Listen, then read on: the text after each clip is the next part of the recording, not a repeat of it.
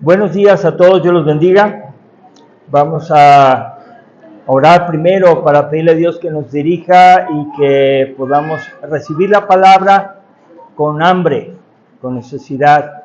Vamos a orar. Padre, te damos gracias porque estamos reunidos en el nombre tuyo, por medio de Jesucristo, y queremos adorarte, queremos escuchar tu palabra, queremos que tu Espíritu Santo nos guíe. Te damos gracias porque nunca estamos solos, tú has prometido estar con nosotros todos los días, y agradecemos, Señor, que ahora que vamos a estudiar tu palabra, que la vamos a meditar, tú vas a ayudarnos a entender mucho más de lo que se puede explicar, porque tú eres el Maestro, tú eres el Señor, y tú eres el que toca los corazones.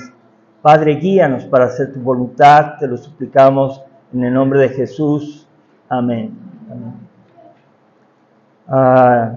En Cristo tenemos identidad y propósito. Es la segunda parte. Quisiera tocar de esta primera carta de Pedro una enseñanza que está aquí en el capítulo 1, y quisiera decirles, hermanos, que es necesario estar anhelando las cosas de Dios. Quiero iniciar diciéndoles que una persona que es diabética no tiene la insulina suficiente, y aunque él coma, no se llena, no se le quita el hambre. Entonces, esto significa que es necesario que nosotros aprendamos que no es suficiente tener el alimento espiritual. ¿Me ayudas a poner sillas para los que están afuera? Gracias. Entonces, ¿qué quiere decir esto? ¿Por qué llevo esta analogía? La llevo por esto. Porque una persona que tiene diabetes, la primera característica o síntoma es que come y no se le quita el hambre. Y pues empieza a orinar. Y luego, después de que orina, le da mucha sed. Bueno, ¿qué es esto? Cuando una persona no ha aceptado a Cristo Jesús como su Señor y su Salvador personal, hagan de cuenta que les falta la insulina. Y uno podrá dar mensajes cortos, mensajes largos, y la persona está escuchando el Evangelio y no se llena, no se alivia, no tiene fuerza en su vida. ¿Y qué quiere decir esto? Que así como un diabético empieza a tener manifestaciones en su cuerpo, también el que escucha la palabra pero no se ha convertido, sigue teniendo hambre del mundo, sigue teniendo hambre de tomarse fotografías, sigue teniendo hambre de ser popular, sigue teniendo hambre de ser rico, y no se llena. Sin embargo, quien entrega su vida a Cristo, su visión cambia. El Espíritu Santo viene a morar en su vida y empieza a decir, con eso es suficiente. Y nos sentimos llenos. Gracias, me siento lleno. Y con poco estás satisfecho y estás conforme con lo que Dios te da. Quiero ilustrar que es necesario ser hijos de Dios. Es necesario ser hijos de Dios, no ser congregantes de la iglesia cristiana, ser convertidos verdaderamente. Si una persona vive en el mundo y vive haciendo las cosas que el mundo hace, pues seguramente le está faltando el Espíritu Santo para que anhele la palabra y la comprenda y la viva. ¿Cómo sé que una persona está nutriéndose? Pues el físico lo dice. Cuando hablamos que en Cristo tenemos identidad y propósito, noten el título, en Cristo. Quiere decir que esto no funciona con los que no están en Cristo. Quiere decir que tú vienes al templo y quieres estar en el templo, y eso es muy bonito, nos agrada escuchar la palabra y cantar y todo eso. Pero necesitas tener a Cristo en tu corazón, porque si no vas a ser una persona sin su espíritu y no vas a tener llenadera. Vas a tener una necesidad de escuchar aquí, escuchar allá, te vas a llenar del internet, te vas a llenar de muchas cosas y al final no vas a saber qué hacer. Y de repente van a decir, ¿sabes qué le pasó a fulano? No sé, le pasó esto y esto. ¿Cómo? Si era cristiano. Bueno, asistía a la iglesia cristiana, pero no tenía la decisión. Entonces en Cristo tenemos una identidad y un propósito. Y déjenme decirles de la identidad. Recordemos que la Biblia define perfectamente la identidad del ser humano. En Génesis 1, 26 al 28, Dios creó al hombre, a su imagen, varón y hembra los creó y los bendijo. Y aunque el pecado de Adán y Eva pasó a la humanidad, es por medio de la gracia de Dios y la fe en Jesucristo que es posible recuperar legalmente la identidad original. Bueno, yo soy alguien que me considero cristiano, pero ahora tengo que ver si estoy viviendo como cristiano, si estoy aprendiendo como cristiano, si estoy hablando como cristiano, si estoy paseando como cristiano, si me estoy reuniendo a la iglesia y adorando como cristiano, o quién soy. Una persona cristiana es cristiana donde quiera que esté y no pasa nada porque Él transforma el ambiente, Él implica, la presencia de Dios está en Él y donde llega establece orden. También el que no es cristiano, a donde llega hace desorden. Bueno, un desorden espiritual, vamos a decirlo así, porque hay personas muy ordenadas, pero es necesario que nosotros nos esforcemos en hacer su voluntad. Pero repito, ¿quién lo va a hacer? Aquel que tiene el Espíritu Santo. Entonces, no se asombren cuando alguien diga, es que a mí no me nace ir a la iglesia, es que a mí me obligan a ir, yo no quisiera estar en la cama otro día más, y no sé, es el domingo el día que descanso, me voy de paseo, y no sientes nada, ni siquiera un sentimiento leve de culpa, o decir, voy a orar por los que van al culto y yo no puedo ir. Si no sientes nada, y te da lo mismo estar allá que estar acá, piensa si eres cristiano. Nada más te lo dejo ahí. Solo Dios y tú saben quién eres. Yo no sé. Bueno, entonces, el apóstol Pablo nos enseña que tenemos identidad y propósito, y Dios lo usa para consolar a los cristianos perseguidos y esparcidos de todas las épocas. Dios usa al apóstol Pedro a predicar una carta que va a consolar a los cristianos perseguidos y esparcidos de todas las épocas, así como para confirmarlos en la verdadera gracia de Dios en Cristo Jesús. A ver, ¿qué vamos a pensar? Que el mensaje de Pablo que leemos para aquellos cristianos se habían convertido y que los persiguieron y fueron huyendo, ahí donde dice la palabra Ponto, Galacia, Capadocia, Asia, Bitinia y Sicilia, que es otro lugar que no se menciona, ahí estaban huyendo porque querían vivir en paz con Cristo, y en otros lugares lo estaban persiguiendo, encarcelando y hasta matando.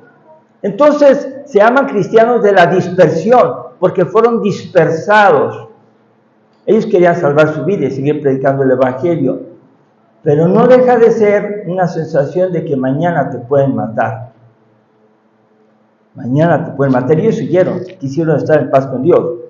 Pero ahora nosotros no tenemos una persecución de tal manera, no la tenemos así. No pasan y ven y a la semana nos van eliminando. No pasa así. Pero hay otro tipo de persecuciones que causan sufrimiento, o diríamos yo, ¿qué nos produce sufrimiento? Miren, me sorprende la noticia, y cuando la primera vez lo vi, que allá fue en Miami, Florida, donde hubo un incendio tremendo por un volcán, incendió toda la ciudad, y fue algo espantoso. Yo primero pensé que era una noticia amarillista, o sea, que le exageraban, pero cuando vi en realidad lo que estaba sucediendo en otra, dije, híjole, esto es increíble. Dice, no es Sodoma y Gomorra, no, pero está sucediendo que hay ciudades tremendas. Y me puse en su lugar y dije, ¿y mis cosas? Si yo estuviera ahí, mis cosas se fundieron con el fuego. Pierdes todo. ¿Quién eres? Si estás en Cristo, tienes una identidad.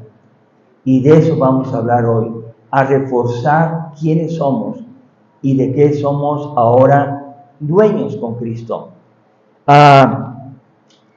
Incendios inundaciones naturales, sequías con pérdidas totales, pues se puede invertir mucho dinero si no llueve y hay una sequía. Hasta los animales del campo, las vacas, se mueren de sed. Yo también pensaba, ¿por qué no las traen de Sonora, que hay tanta sequía, y las venden en Jalisco, que está lloviendo? Yo no sé por qué no lo hacen, pero se mueren. Hay muchas pérdidas. Y luego también vemos que algunos tienen la pérdida del trabajo, o están desempleados, y no tienen trabajo, no tienen dinero. Y es una crisis, también es algo que les persigue durante la noche mientras están acostados. ¿Y qué vamos a comer mañana? Porque no tengo dinero, no tengo trabajo. Y así han sucedido muchas cosas, como los accidentes que nadie espera. Accidentes que nada más llaman, iba al norte o venía de allá, se accidentó y murieron todos en el accidente. Increíble. Hace unos días falleció una familia aquí, que fue de Paso a Nayarit, paseo. Murió. Bueno, no lo esperaban, ¿verdad? Nadie va al paseo a morirse.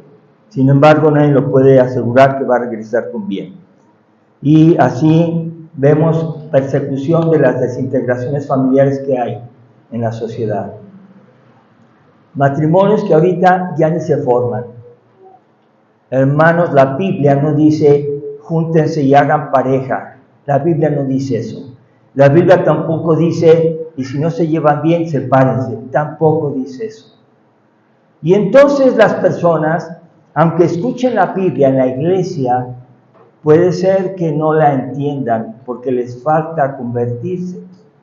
Y las personas pueden hacer el pecado y sentir y justificarse diciendo que están bien. Hay justificaciones bíblicas para aquellos que se divorcian, sí las hay una sola. Pero estoy diciendo de aquellos que agarran la Biblia como una oportunidad para justificarse de sus hechos.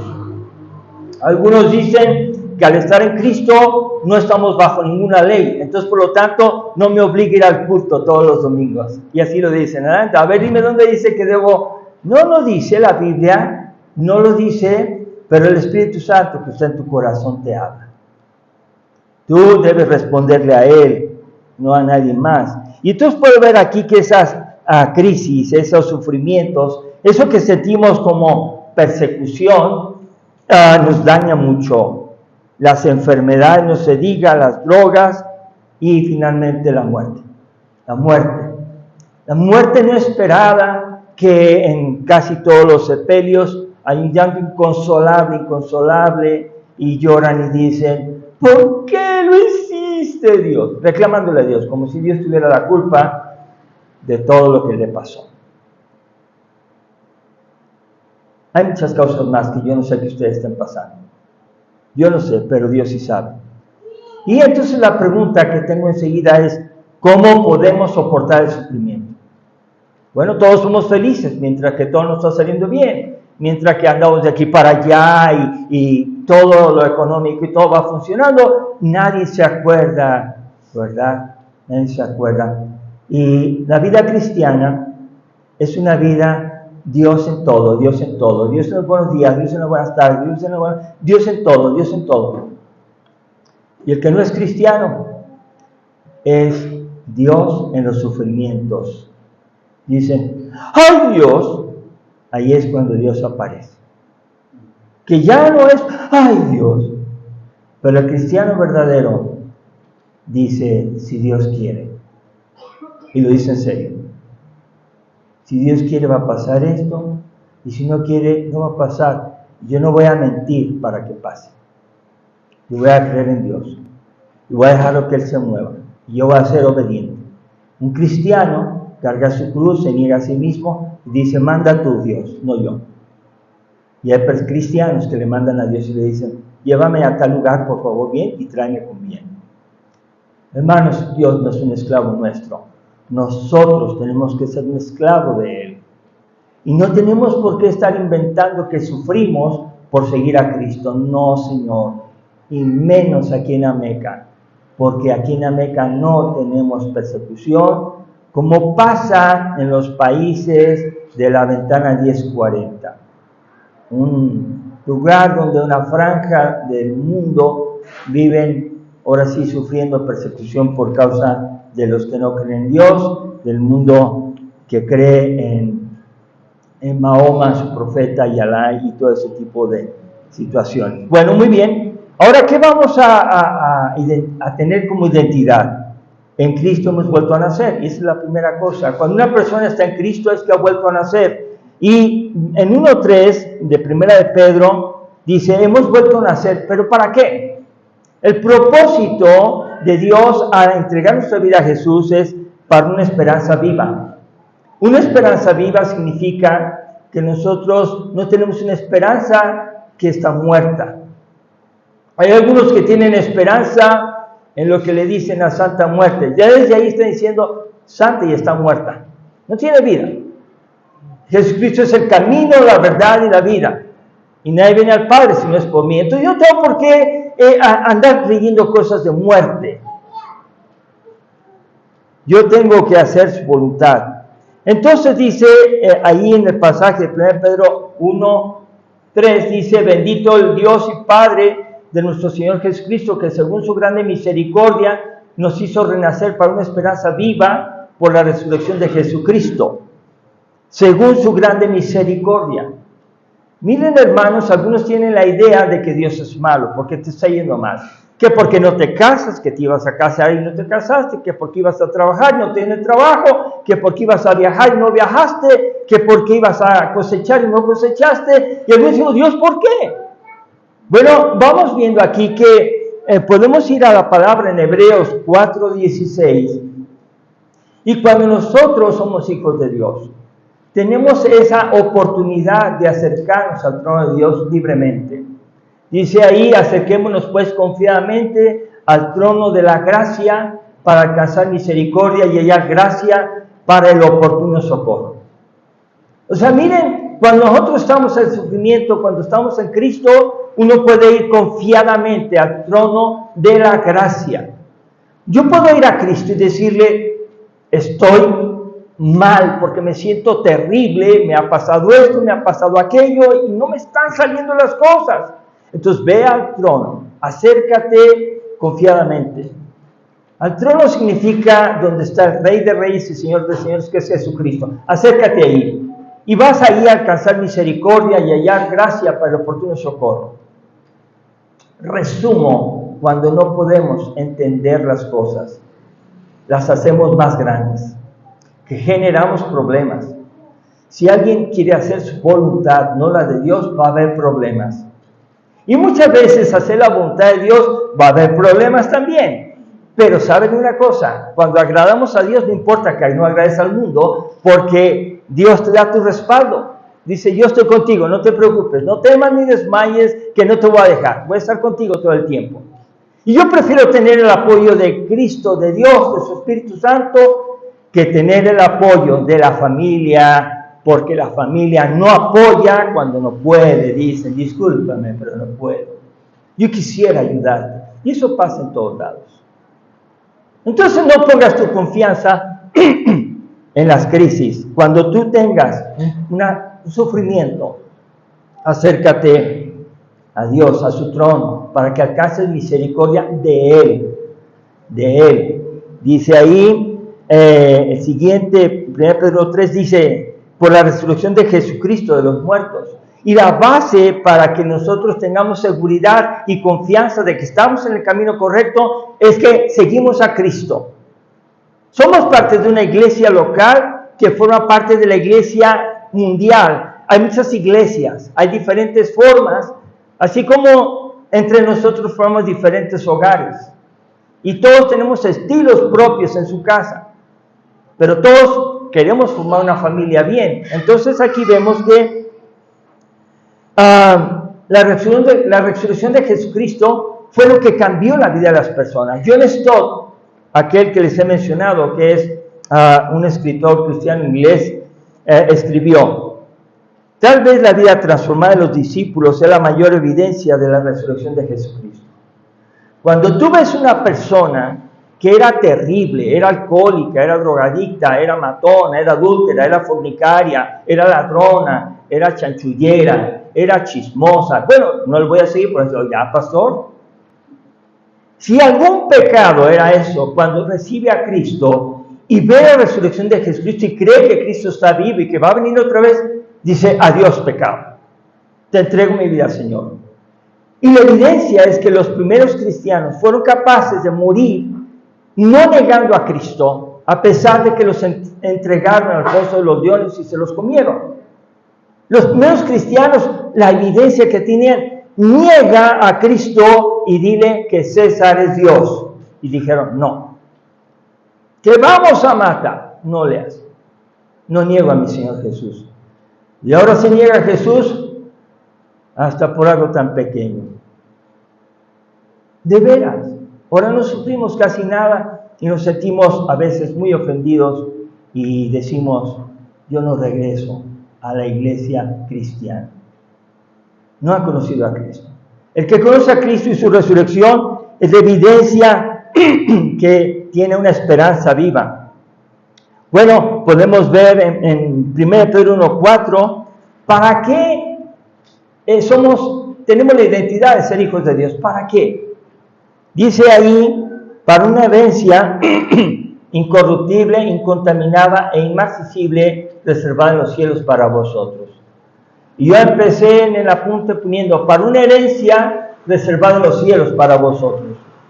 Ay, hermanos, qué gusto es saber que nos han heredado algo. Y te dice tu papá o tu mamá, tú vas a ser el que vas a quedarte con esto. Lo he hecho en el testamento. Uno tal vez dice, no es necesario, papá. No es necesario, mamá. No. Pero ¿saben qué decimos en el fondo? Ay, qué bueno. Nos sentimos contentos, ¿verdad? Pues nosotros hemos ido ya por estar en Cristo, por tener esa identidad, tenemos herencia en los cielos. Tenemos en la casa de mi Padre muchas viviendas, hay muchas moradas. Voy pues a preparar un lugar para vosotros. Y si me fuere, volveré otra vez. Y los tomaré a mí mismo, para que donde yo estoy, ustedes también estén. Entonces somos herederos y eso nos da mucha felicidad. Cuando pierdas todo, nunca vas a poder perder la herencia en el cielo, jamás. Y cuando tengas todo, tu fe la deposites en tus cosas, mira, te van a llevar al cementerio y te van a sepultar y no va a haber mudanza que quepa dentro de la tumba, no cabe. Y otros se van a repartir lo que tú no heredaste tal vez. Qué triste realidad. ¿A quién le estás heredando? Tienes cosas. ¿Y a quién se las estás dejando? Te voy a decir a quién. A tus hijos. No a los extraños. Porque si tú amas a tus hijos y ya estás viendo cerca el fin de tus días, hereda. Hazlo de manera prudente. Tu hijo, tu hija, toma y toma. Cuando Jesús va a morir, es cuando dice él, en la casa de mi Padre. Y dice, yo me voy, pero ustedes van a estar aquí por un poco de tiempo y les va de manera muy difícil. Pero no se aflijan. Yo he vencido al mundo. Yo estoy con ustedes todos los días. No tengan miedo. Y un día vendré y los llevaré a mi presencia. Y van a dejar todo lo que tengamos. Se va a quedar aquí. Yo puedo saber entonces que tengo una herencia reservada en los cielos. Primera cosa dice ahí, incorruptible. La corrupción, diríamos como la carne que se echa a perder, se contamina y empieza a producir gusanos. Y de repente tú notas ahí un olor apestoso, algo que ya no aguantas, ¿y qué haces? Lo tiras a la basura. La herencia que vamos a recibir no le entra nada que lo eche a perder. La herencia que recibimos en Cristo por ser sus hijos es incorruptible, no se corrompe. Luego es una herencia incontaminada. ¿Qué lo contamina? El pecado.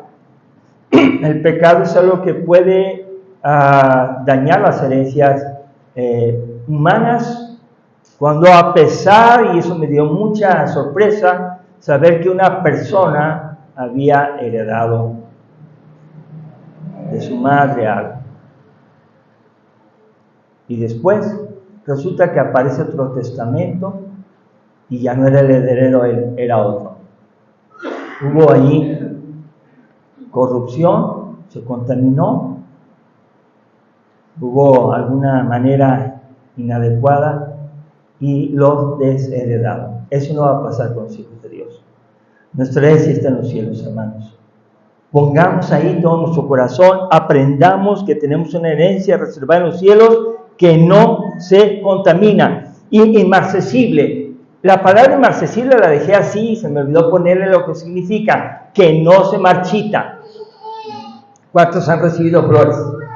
Preciosas, ¿verdad? Están preciosas las flores ahí, están bonitas y uno quisiera verlas así.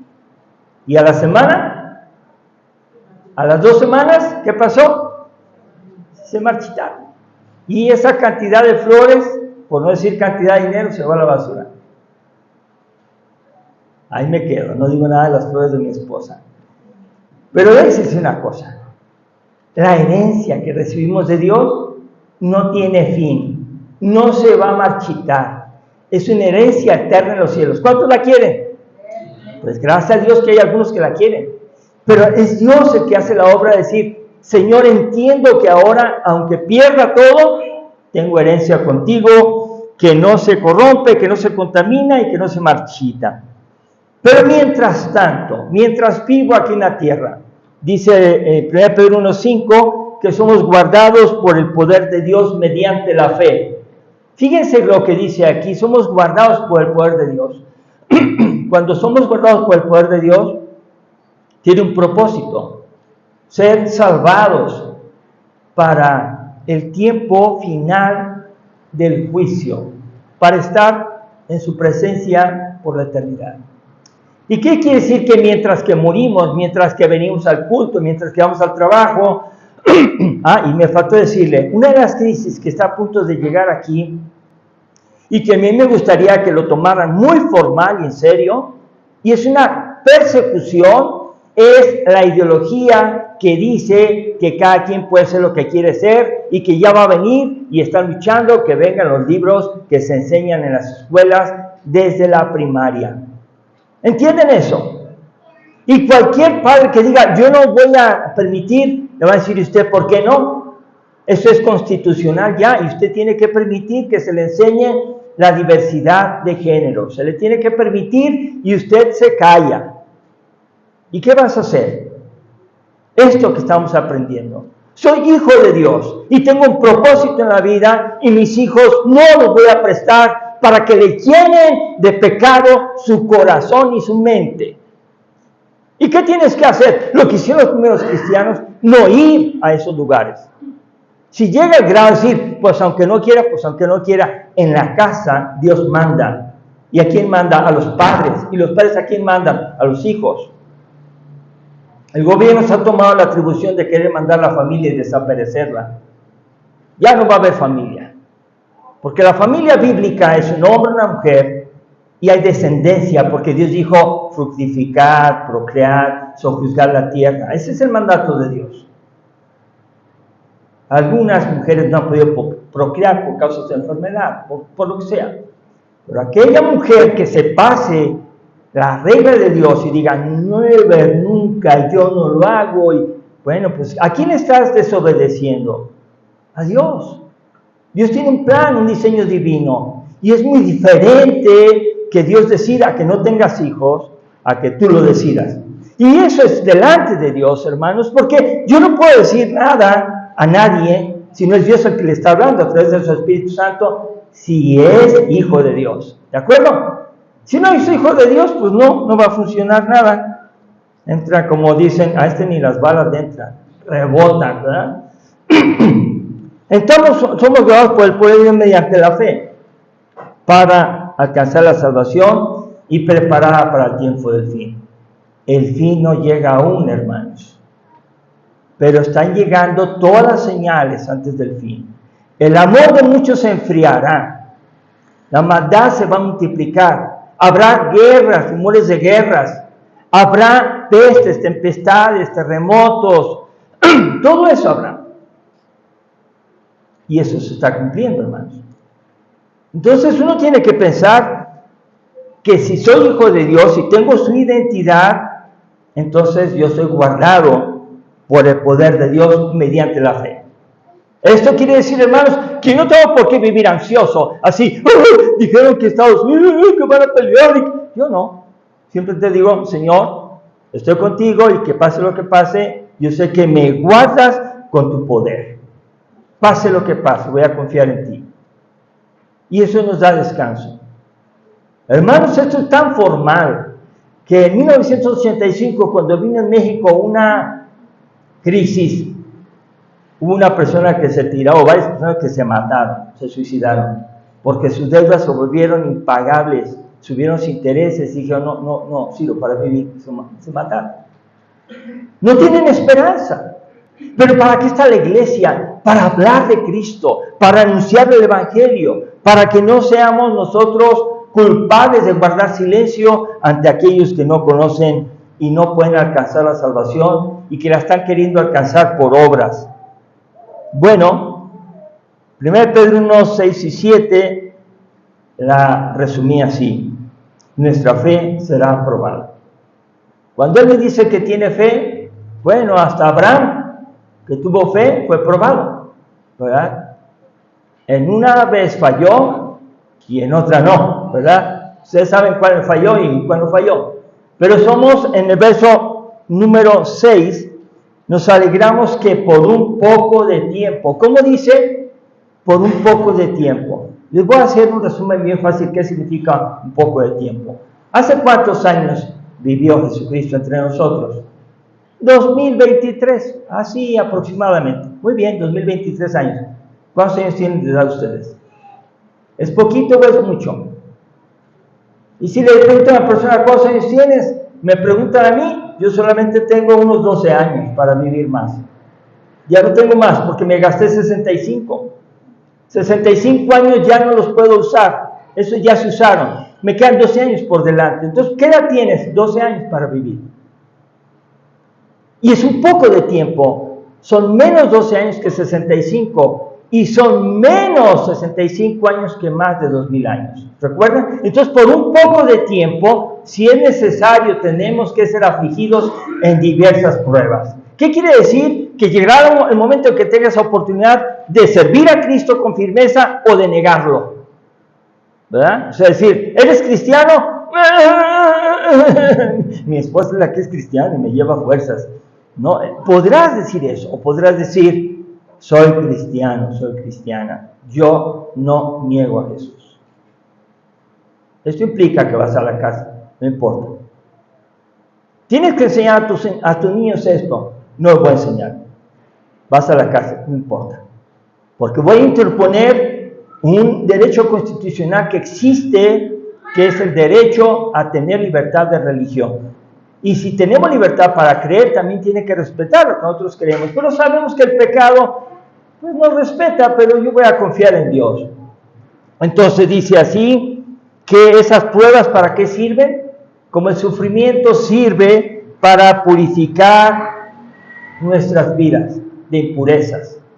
El fuego, cuando se dice que es fuego, se funde. Si quieren oro puro va a quedar. Le quitan las impurezas. Si quieren aleaciones, le ponen aleaciones. Y que yo sepa, el oro puro es blando.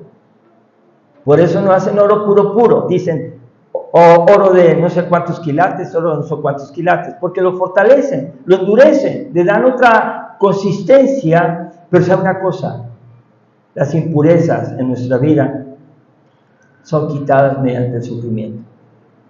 Hay personas que no sufren, todo lo arreglan, todo les sale bien.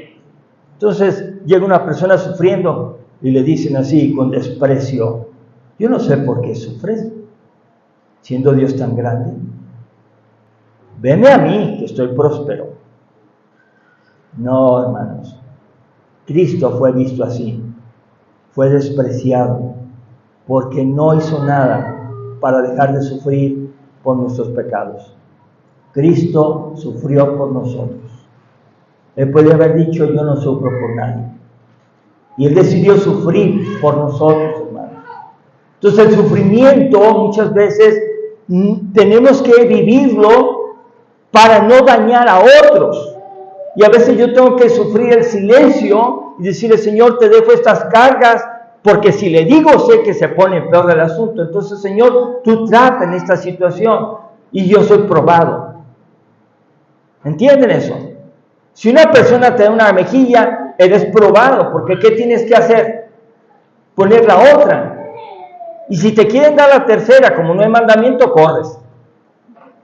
Pues puedes correr, nadie dice que no corras. Los cristianos huyeron para no ser muertos y Jesús no los condenó. Pero obedece un plan, porque así extendían el Evangelio.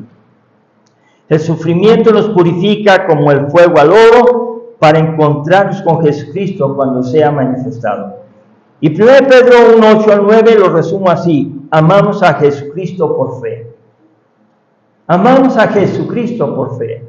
Hermanos, está bien que nos estimemos, está bien que digamos, qué gusto estar con ustedes, me siento muy bien de verte, me da gusto y aprendo. Está muy bien que lo digamos. Pero hermanos, si te quedas ahí y no amas a Cristo, vas a venir así. No vino fulano, no vino sultano. Ah, caray, ¿qué le habrá pasado?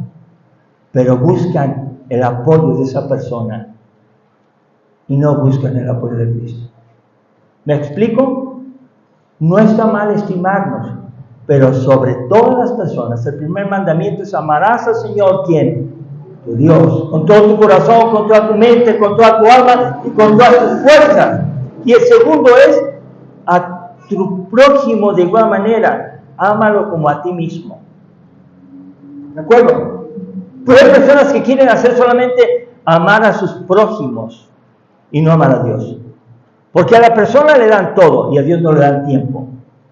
Ese es un peligro. Amamos a Jesucristo por fe. Yo no lo veo, pero Él dice en su palabra: donde están 2 o 3 reunidos en mi nombre, ahí estoy yo en medio de ellos. ¿Sí o no? Ahí está. Bueno, dice del 8-9, dice: nos alegramos con gozo inefable y glorioso. Gozo inefable, os alegráis con gozo inefable. ¿Y sabes qué significa inefable? Inefable dice que no se puede describir, no se puede como pronunciar. No se puede. El gozo es tan grande y es glorioso. Entonces, el cristiano no anda triste, no anda apagado, deprimido, está buscando tener ese gozo y lo recibe de Dios. Así pase lo que pase, ¿entendimos? Perdí todo, pero no perdí a Cristo. ¿Amén? Él me va a levantar aún.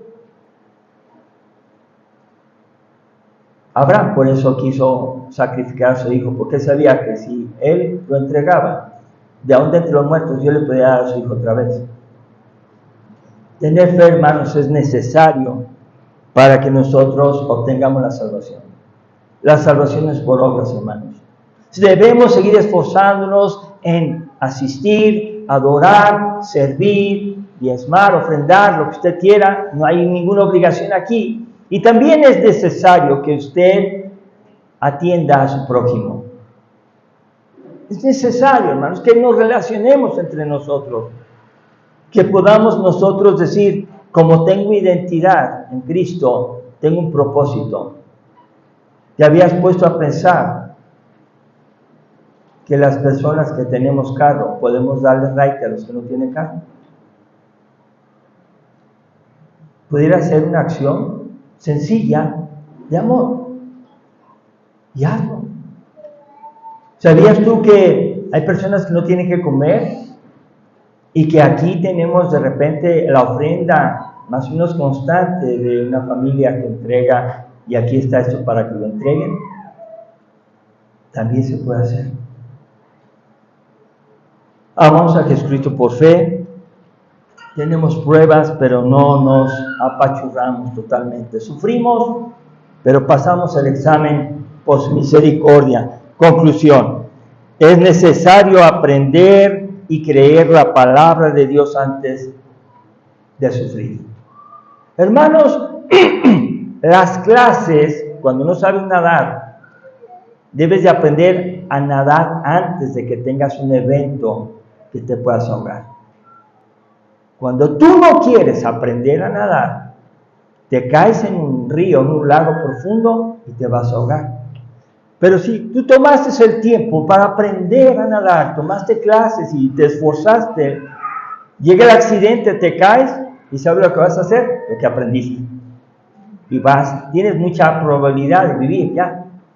Cuando alguien no estudia la palabra, cuando alguien no se dedica a meditar en ella, no aprende lo que tanto se entrega, cuando llegue la crisis, va a gritar con desesperación: ¿por qué a mí, Dios? Eres injusto. Pero si has aprendido antes, dirás: Dios, tú siempre tienes la razón, creo en ti, oré a ti y tú hiciste tu voluntad. Fortaléceme porque me duele, pero te acepto como mi Señor y mi Salvador. ¿Me entienden la diferencia?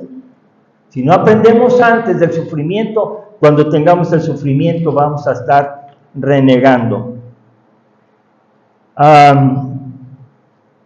Este aprendizaje va a ser con la ayuda de Dios en Cristo Jesús. Podemos confiar en su gracia infinita en medio del sufrimiento para que no nos tome por sorpresa.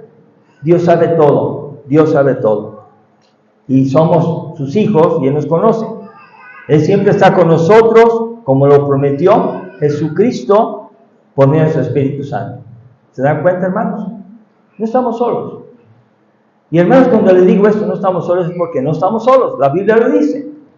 Entonces, vamos a pedirle a Dios que toque nuestro corazón y vamos a decirle: Señor Jesús, dame esa fe de quién soy y para qué vivo, para que yo no tenga que estar inventando cosas, sino que haga tu voluntad. Amén. Vamos a orar y vamos a orar.